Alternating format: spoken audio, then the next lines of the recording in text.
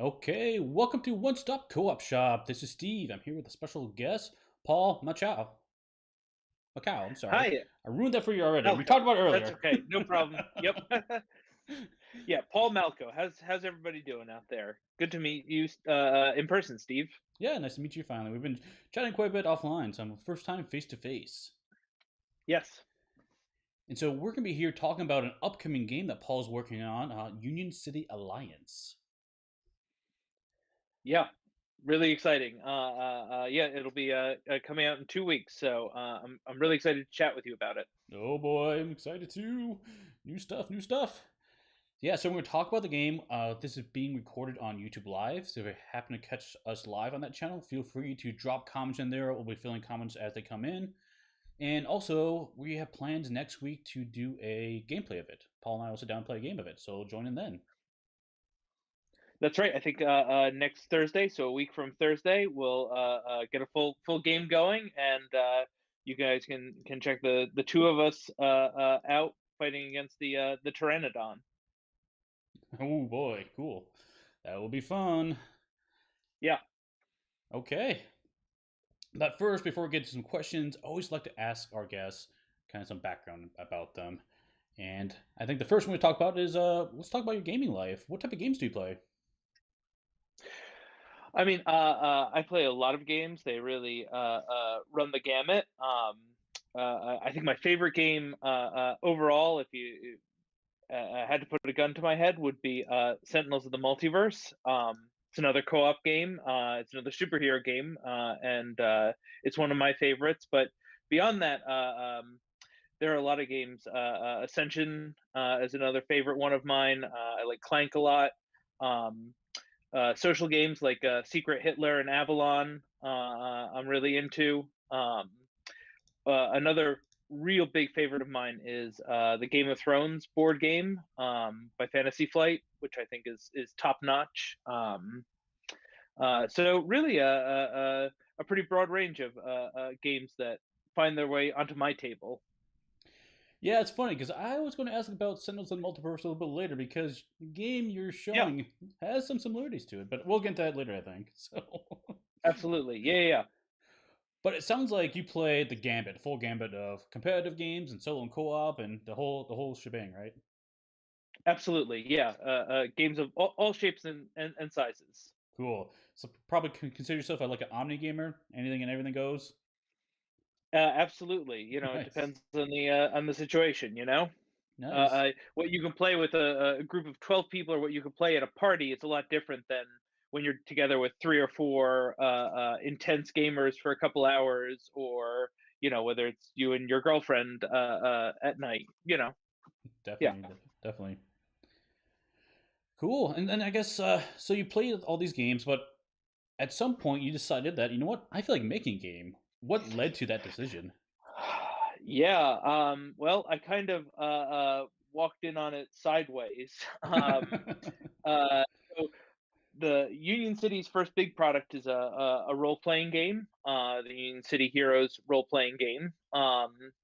And I started on working on that because I kind of had two things in my head. One was a board game idea, and one was the superhero RPG. And while I was working on that, uh, uh, I was kind of trying to develop this idea for this board game about like exploring a dungeon where you play as kind of one of a host of medieval fantasy characters, some of which my brothers and I came up with in our Dungeons and Dragons games because we're all big role players. Sure, sure. And after the RPG was out, at least digitally, I was kind of I was still working on that, but really thinking about what was next. And suddenly, like a ton of bricks, it hit me that not only did I have this idea for a deck building game where you also build the board, but I also had all these characters and the setting that I really loved with art ready to go. And I just jumped on the chance, and it got kind of kicked into overdrive because of 2020 and the lockdowns and COVID, and the fact that my design team and I suddenly found ourselves with a lot of time and the ability to focus on this. Wow, very cool. So you had, if I follow that correctly, you had characters you were working on, and you took these characters from a fantasy setting and kind of did you morph them into this modern type superhero setting, or how did that work? No, it was two separate things. I had this idea for a board game where you would build the board and deck build, but the idea in my head was based around these fantasy characters. And then I realized, hold on, that will take me years to put in the works and do. But I have these other superhero characters of mine that I love even more, that I have art for, that I have this setting for, that would work just as well for this kind of game. In fact, honestly, that ended up working a lot better because what superheroes can do is even more varied and vast than what classic fantasy tropes do. Sure, So the cards you're able to get and the things you're able to do in this game are that much more exciting. definitely. So I guess that leads into Union City Alliance. So let's briefly talk about the game. Like, what is this? Because you're talking about a deck builder and a board builder. What do you mean by that? What is this game? Yeah, sure.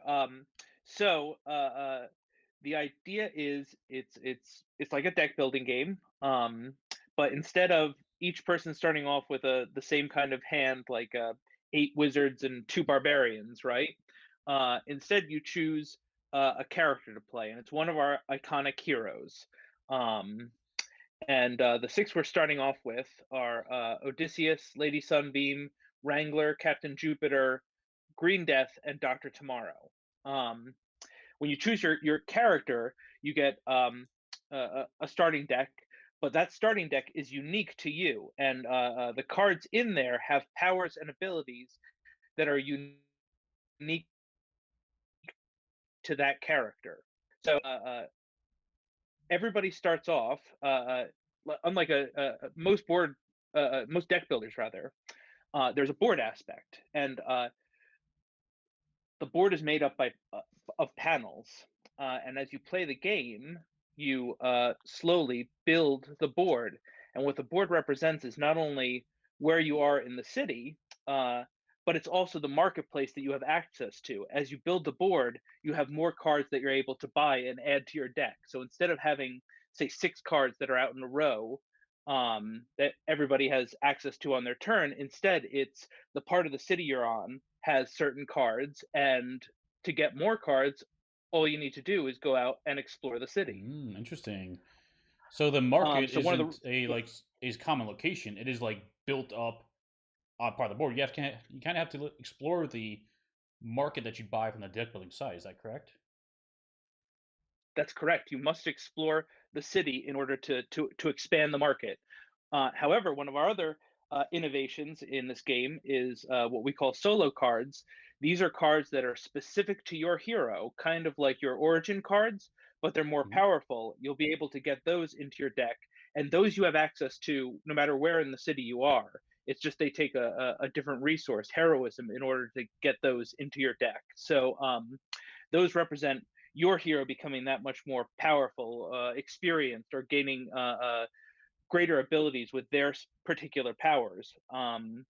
So those are always available to you because that kind of represents your hero specifically the same way your origin cards do. That kind of ties into one of the questions we had on YouTube. So that one Yeah. is coming from actually my wife Kim. She asked the question. So is Hey, this Kim. is this new IP heroes or characters? Are they based on anything? Like, is it based on like Marvel, DC stuff out there, or is this stuff that you kind of created on your own?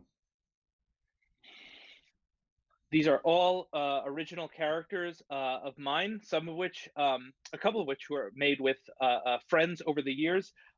Again, I came to this through role playing games. So for almost 20 years, I've been running various superhero role playing games and using different systems and playing with different groups. But the common thing in all of them was I always set my superhero games in Union City, and over time built up this cast of characters.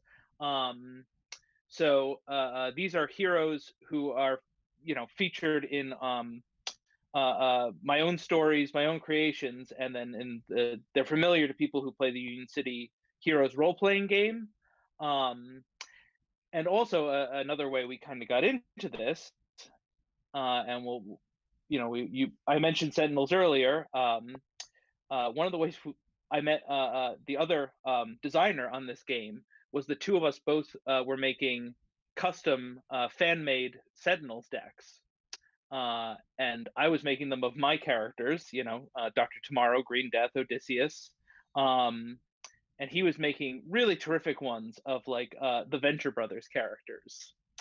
Um, and the two of us really liked each other's work, and we started working together on that, and then realized like, hold on, we've got the potential here for so much more than just this, which is fun, but we realized that we had something great on our hands. Very cool. But the characters are all mine. Yeah, yeah, they're all um, unique characters. But I think you'll find them familiar and at once engaging. Yeah, when I look at them, I feel like some of them kind of feel like inspired by like maybe like an Iron Man type character, but not Iron Man because he's very different looking and how like the bio and everything. So it's like it's interesting how that works out. And like yeah, I guess Kim also mentioned that yeah she likes Venture Brothers, so she does hilarious that you made characters on that. So or sorry, that was one of the previous incarnations for Sentinels on Multiverses to say. Yes, yeah, yeah. Excellent. So you sitting around here. You've got this character on the board, and you are Mhm. exploring the city, and that gives you access to more cards to add to your deck. You also have special cards just you can recruit to make your character much more powerful. But I guess what is the goal of the game? Like we start someplace and Ah, explore outward, but why? Why are we doing that? sure. So in every game, you choose a supervillain to fight against. That supervillain has a plot. It's represented by their plot deck. Um, and those are different nefarious things that they will do over the course of the game, um, to try to destroy your heroes, to try to destroy the city. Each supervillain plays in a very different way. Um, the first supervillain we're featuring is the Pteranodon of the Dino Mafia and his many various Dino mobsters.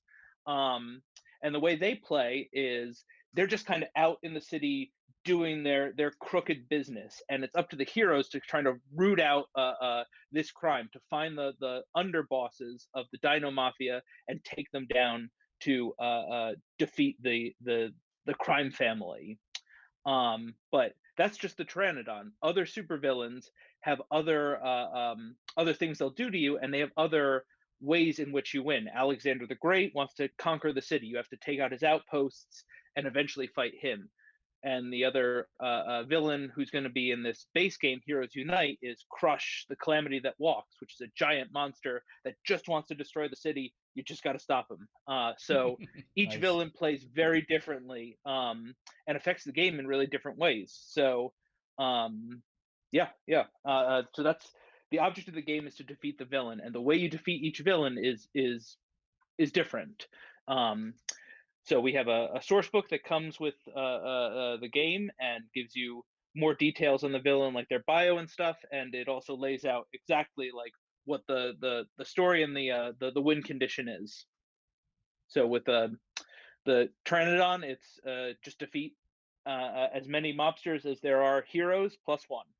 So as soon as you take out enough mobsters, the Dino Mafia is shattered and you win. Interesting. So you don't always have to fight the boss because I feel like just about every superhero game out there is, get a team together, kill the big bad guy, right, and then you win the game. So this one, Right. while that Sure. is in here, you have other ways of winning the game too, not just going at the big bad. Potentially, yes. Different Okay. supervillains have different win conditions. With the Pteranodon, it's totally possible to win without ever facing the Pteranodon. Yes. Are there also alternate win conditions? Could you maybe go after the boss, the Pteranodon boss, and win that way, or is it you have to take out the? I guess you said the minions or generals first, or is that the only way to win in that So scenario? that's the with the Pteranodon, that's the way you win. Okay. But what we also have is epic options, and one of those is to face the Pteranodon himself as your final mobster, and he is extra tough. There's his card, and yeah, he's one of the two ways that you can make the the Pteranodon villain deck more challenging. Um, Cool. and each villain will have a couple epic options to kind of make them that much more difficult, or even potentially alter the way you win. Yeah. So you have ways of making the game harder. Do you have games ways of making it easier, or is it just basically like normal mode and then like this epic mode? Yeah. Basically, there's normal mode, and then there's what we're hoping is to have two epic modes for each villain. But those are right now they're set as Kickstarter stretch goals. So Cool. yeah, yeah. But we're hoping to have yeah, like two different modes of making the villain harder, and then effectively a third one by combining them all. You know, doing adding both epic modes in, and really having the fight of your life. Nice. I feel like there's quite a few super games out there right now. We already talked about Sentinels in the Multiverse, and when I look at this game, I get reminders of that game. I see some inspirations from it. So I guess if you would Hmm. describe how does Union City Alliance stand out from the rest of the games out there? Well, sure. So I think one of well, there's a lot of ways. The deck building, board building aspect is a really big one. In Sentinels, you know, you have your deck set from the beginning, and you know, I love Sentinels. Like I said, I think that's one of my favorite games. But uh, uh, the strategy you have is based on that deck, the way that they built it, and that's awesome. But in this game, the cards you encounter will, as well as the hero you choose, will inform your strategy. So um, you might be a less combat centric hero, but the cards you encounter or the cards you buy are heavy in might, and you wind up being the big fighter on your team. Um, Also, the aspect of exploring the board, the locations you get each game uh, really change the way the game is played. Because not only is each panel marketplace, it's also a location, and locations have different abilities and different options for you to use. Um, and beyond that, we also have a city deck. Each new panel gets a city card on it, which has different challenges or enemies for the heroes to face. But unlike villains, they have big time rewards associated with them. Ways of destroying your origin cards to make your deck more powerful, ways of getting heroism to get your solo cards, um, drawing extra cards. So each game is very different and replayable in that way. And beyond that, um, each turn is self-contained in that at the end of each hero's turn, there is a chance that the villain is going to do something. There, at the end of every player's turn, one of the peril cards of the villain is played.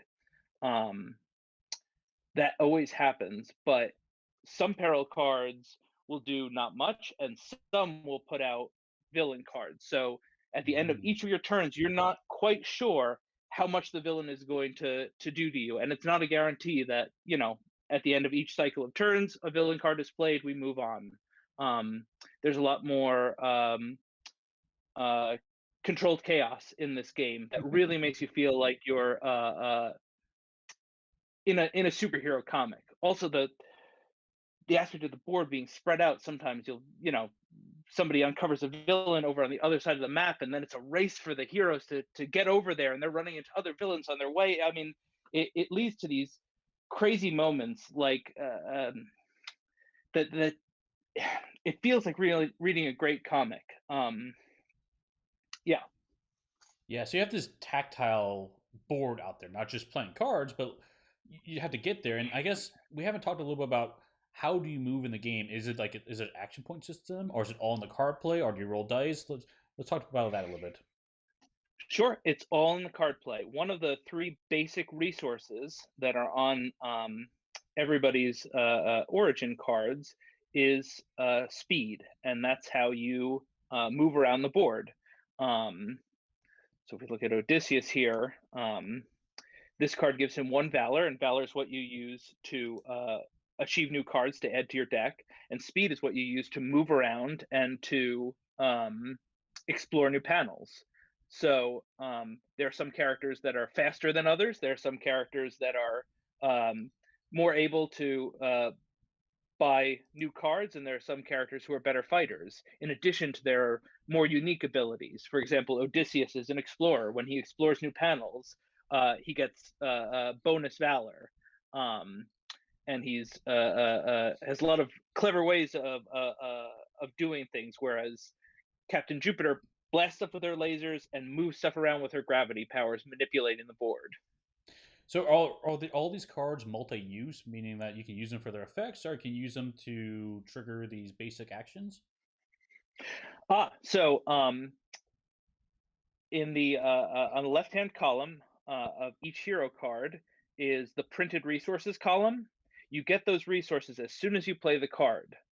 The other effects on them are they play in different ways, but they're optional. So Lady Sunbeam's Solar Matrix um, gives you 2 valor as soon as you play it, no matter what. And then the activate says if you achieved a card this turn, gain 1 heroism. So if you get another card on your turn, you're able to tap that, activate it, and get a heroism. So sometimes you're able to do that, sometimes you're not, but you get the Mm, printed resources in addition to the effects. Now, some effects require you to discard the card, which means, obviously you won't be able to get the printed resources, but right. those are spelled out on a card by card basis. Very cool. And so what's the turn structure like? You talked about playing turns. Is it player A takes a turn, draw a peril card, player B takes a turn, draw a peril card? What's the overall turn structure in this? That's it exactly. And here I got a little card that shows that too.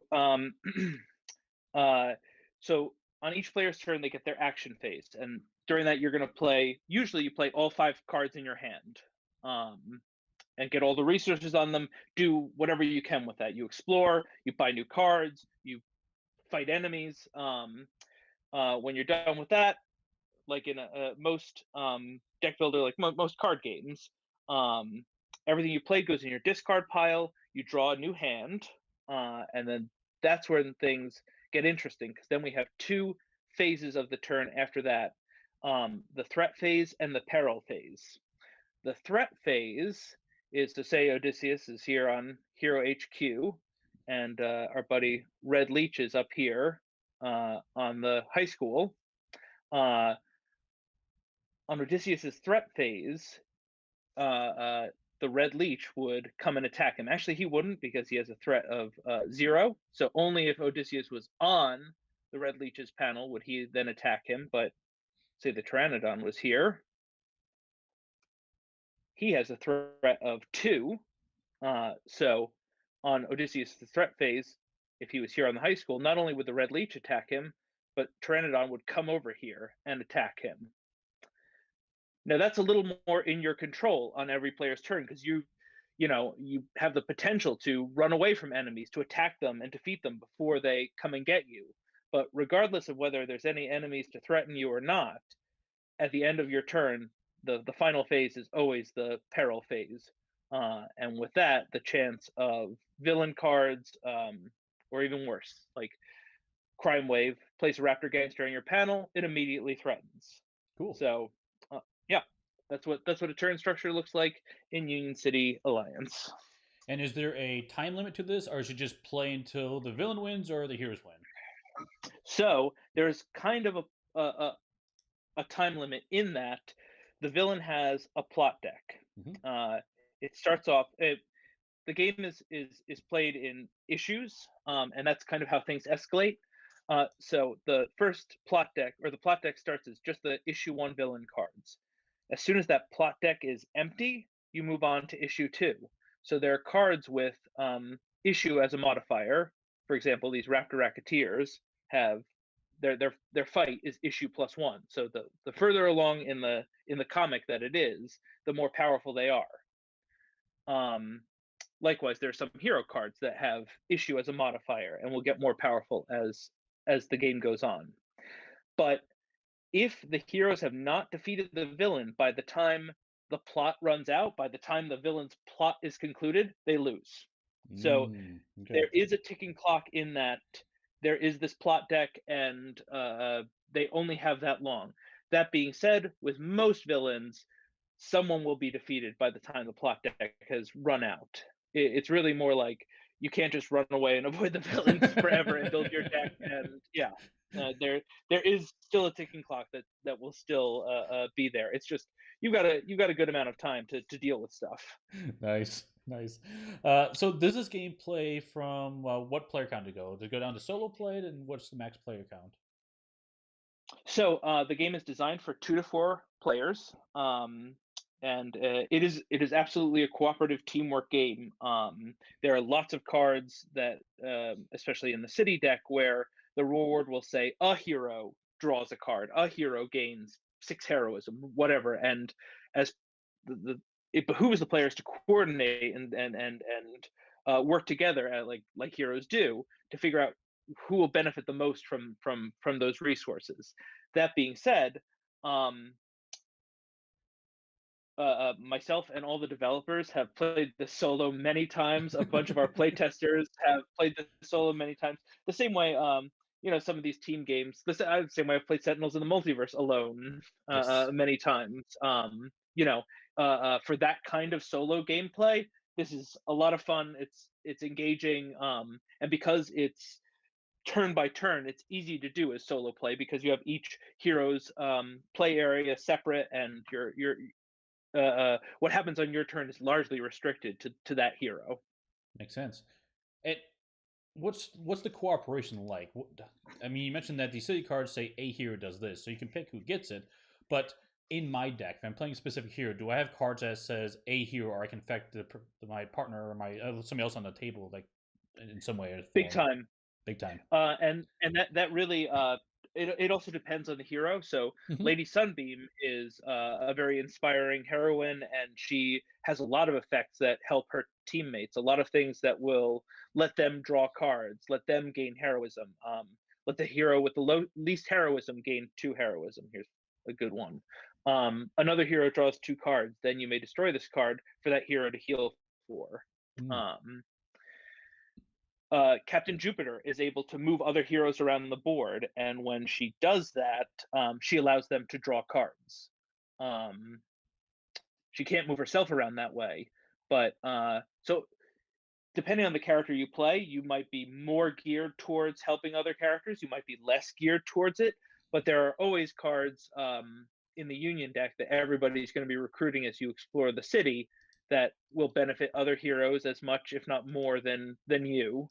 And uh, coordination really helps. If you're able to say like, "Hey, are you going to be able to take out those criminal flappers over on your panel, or do you need me to come over there and deal with it?" Hmm. Or, "Hey, if I'm able to take out that villain next turn, I get extra heroism. Can somebody do damage this turn?" So that can happen. Gotcha. Very cool. Uh, yeah. And then, is there player elimination in this game? Yes. So each hero has stamina, just like villains do. So Green Death has 25 stamina, so does Dr. Tomorrow. Wrangler has up to 30. Um, Once you have taken damage equal to or exceeding your stamina, you are taken out. That doesn't mean you're out of the game, though. What happens at that point is on your turn, you can take a card from your hand and put it in another player's hand. Mm. So then you discard the rest of your cards and you draw a new hand. Again, it's going to be 5 cards, just like normal. But hopefully, what you're able to do each turn is give your most powerful or most useful card to another player. There's no threat phase, so like no, because your hero is no longer on the board. Villains don't move to attack them, but the peril still happens. Gotcha. If the peril would target you, you choose who it targets, but the villain's plot keeps going, even if there are multiple heroes taken down. However, um, if you're playing a 4-player game, 3 heroes are taken down, and there's that one hero left. While they are in a terrible spot, they have a lot of peril to deal with. They're going to have 3 extra amazing cards in their hand when it comes to their turn. So they're going to have these really epic turns that hopefully are able to do something for them. I mean, it's that's a rough situation, but we've definitely had these epic moments of like, oh man, it's just Captain Jupiter left. She's got three stamina and 7 cards in her hand, and she goes to town. She takes out that last Dino monster, whatever. That's cool. And just out of curiosity, can you only pass the generic cards, or can you pass your hero specific cards in that sense? You can also pass your hero specific cards, which leads to some crazy fun stuff sometimes. Some Yeah, things that like, oh, that shouldn't be like these two cards were not meant to work together, but right yep. now in this final hour, like it does. Very cool. Very cool. Yeah, so we talked a lot about how the game plays. I think you did an excellent job of describing that. I'm curious though, like through this whole design process, what did you find most challenging trying to put this together? Well, pretty early on in the design process, COVID hit in a big way, which was Hmm. definitely detrimental, but kind of proved for us to be a blessing in disguise because we were all locked down and we figured out, you know what, we can do this on tabletop simulator, and that allowed us to play test intensely and update the cards frequently. And the fact that we were all locked down meant we were able to do this full time. I mean, for months. This has really been uh, uh, a full time operation in a way that it could never have been. When we started doing this, we figured our timeline would be years. Like we realized what an ambitious undertaking this was, but ultimately we were able to jam years into this one year. Um, but beyond that, we really we count our blessings. We I had this artist who I had a working relationship with, who had done all this amazing Union City art before, who knew these characters and had a real mind for the world, and it's just awesome. I mean, he's so on point for what the feel of this superhero setting is. Um, and a group of playtesters who were also locked down and able to give us their time and give us great feedback, and uh, uh, overall, the it's one of those occasions where, much like some superheroes, we're able to take a weakness and turn it into a strength. Nice, nice. And I guess talk about the turning something into strength. Like, what are you most proud of when putting this together? Anything that stood out to you? Yeah, yeah. It's kind of two things right now, but they're along the same lines. Back when we first started playtesting, people were like, "Oh, this is cool. You're onto something. This is good. I had fun." Um, but they had, feedback, and we really, in the first month, there was a lot of adaptation. Um, and kind of midsummer, um, the playtesters' feedback started changing to, "When can I play again? This was really fun. Like the changes you made turned this like I feel the difference in a big way, and I want to play more." Awesome. Which was so gratifying. And now we're doing these beta play tests with people who have never played before, because we had this very devoted group of alpha play testers, but they'd been playing for months and months, and we really needed to see where our blind sides were with people who had never touched it before. You know what I mean? And fortunately, we found those things. They were very minor, but the overwhelming feedback from the players was, "When can I play again? This was great." They were just enthusiastic, happy, surprised, and that the reaction of, "I want to play this again" is, it just bowls me over. It's great. That's awesome. So happy to hear that feedback. And so, yeah, you've got this game coming out, and let's talk a little bit about what the plans are for this game. Now, you mentioned Kickstarter, and then Sure. you said maybe in a couple Yeah. of weeks it's coming out.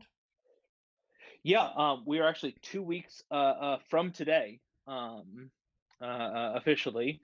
Um, So Kickstarter, that's February 16th.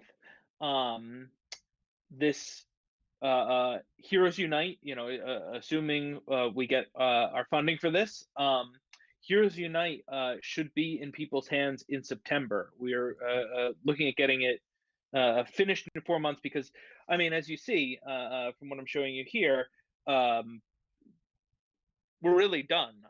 There's a couple decks we're still kind of fiddling with and finishing some art on, but the base game is almost ready to go and put in people's hands. We're going to take our time and make sure it is as awesome as it can be because that's what we did with developing the game so far. But we're hoping to have it in people's hands in September, and we're actually so ahead on this that we started on our first two expansions already, and they're going to be part of this first Kickstarter. So you'll have the option of getting our first uh, uh, uh, two expansions. Each one will come with two new heroes, a new villain, four new map panels, and a new scenario. So just a ton of new stuff to add into the game. Um, and those will be out um, in March of 2022, and those are already in development. We've got some of the cards and the art for those to show you as well. Yeah. So That's yeah, Union City, the road ahead is already being built. that's awesome to hear. Wow, that's a fast turnaround. So, well, and with COVID, who knows when it actually deliver, of course. But I mean, September is an awesome time frame to hit for that. That's really impressive. Like I said, from our end, we've been in development. This is not a concept we're coming to people with. This Definitely. is a nearly finished product. I was hoping it would be here today, but tomorrow. I think you're on the east coast of the U.S. too. I I'm am. socked in under about 30 inches of snow. So, but I have the physical demo coming, hopefully tomorrow. So this is something we're ready to put in people's hands. Um, we're going to have a tabletop mod that is open to the public with just a couple characters, obviously pretty trimmed down, Sure. but one that you can sit down and play right away, and just see how awesome this game is. That's awesome. I find that so useful to consumers as they investigate these Kickstarter games because oftentimes you look at this game and it looks awesome. You just sometimes it's hard to put into your mind like what the experience is like, right? Just reading through the rulebook, looking at Yeah, pictures. But when you apply a mod that's easy for everyone to access, you can just go try it out before laying down the cash. So kudos to you guys for doing that. that's our thought. And like I said, we've got the product pretty much ready to go, so we want to show it off, and B, um, uh, I think with reason, based on the feedback we have so far, but we feel so confident about this. We don't need you to do this sight unseen. We want you to try it out, and because we think you're going to be really excited and you're going to want to play more. And if you don't, no harm, no foul. That's even better. We don't want people to invest their money in something that that's just not for them. I think this game is for you, honestly, and yes, I mean you. But but if it's not, then great. But hopefully, by the time I mean, definitely by the time the Kickstarter launches, there will be a tabletop simulator mod ready to go. We're just fine. It might be available a week in advance, even. We're finalizing this week. Okay, cool. Yeah, and I'm as we're doing this live, I've got a few more questions to ask, but anybody in the chat has other questions they want to field, type them in the comments, and we'll catch them at the end here. Yeah, absolutely. Okay, so you mentioned about support of this game. That was one thing I wanted to talk about a little bit more. So you've already got, it sounds like two expansions set up for this game, one potentially for this upcoming Kickstarter. So it sounds like this is going to be a long-term project for you guys, something you can support in the future. And I'm curious how these expansions work because you're talking about additional heroes and villains and map tiles. I'm assuming all these can be mixed into one giant game, so it's all modular in that sense.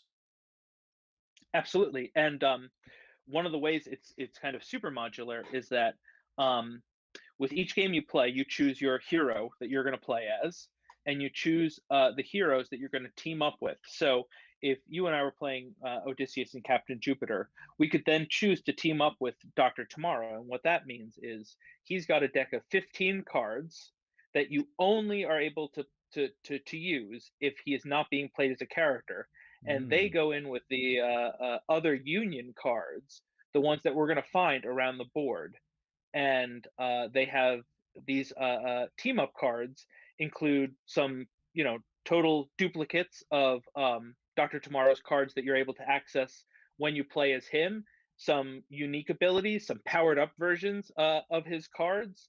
um, and so as you go around, you're gonna be able to kind of team up with Doctor Tomorrow and get a feel for what he's doing and his contribution to the team. Um, if you team up with the Green Death, you're going to get more might cards and more defense cards. If you team up with Odysseus, you'll get more speed and exploration cards. Um, and so with each new hero that we add to the game, not only do you have the option of playing as that hero, you also have the option of adding their team up cards into the Union deck to change your the experience of the cards you're able to recruit each time. Because I don't know about you, but one of the things I've found with a lot of deck builders is it gets a little stale after a while because the central deck that you're all buying from is the same every time, Right, right? right. Um, Whereas with this game, you're making a unique one each time. You've got your base of 40 cards, like a 40 card prime deck that the all new Vanguard is the one that comes with this base game. But in addition, you add two 15 card team up decks. So that's a pretty good amount of that central deck that everybody interacts with. That makes it again a different experience each game. I don't know, man.